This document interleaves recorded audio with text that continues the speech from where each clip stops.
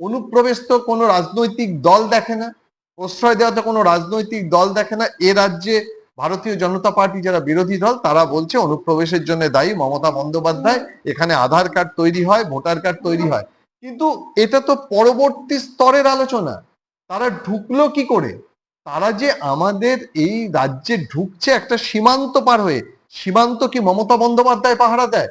সীমান্ত কি তৃণমূল কংগ্রেস পাহারা দেয়? তাহলে এই সীমান্ত পাহারার দায়িত্ব কার? এই দায় কিন্তু বিএসএফ কে এবং অমিত শাহ স্বরাষ্ট্র মন্ত্রককে নিতেই হবে। এখন তারপরের প্রশ্ন হচ্ছে আধার কার্ড ভোটার কার্ড তৈরি হচ্ছে কি করে? এই আধার কার্ড ভোটার কার্ড তৈরি যদি 2 নম্বরই ভাবে হয়, তাহলে ইন্টেলিজেন্স সেই ইন্টেলিজেন্সকে দেখতে হবে যে আধার কার্ড কিভাবে তৈরি হচ্ছে। আধার কার্ডও তো রাজ্য সরকার তৈরি করে না, ভোটার কার্ডও তো রাজ্য সরকার তৈরি করে না।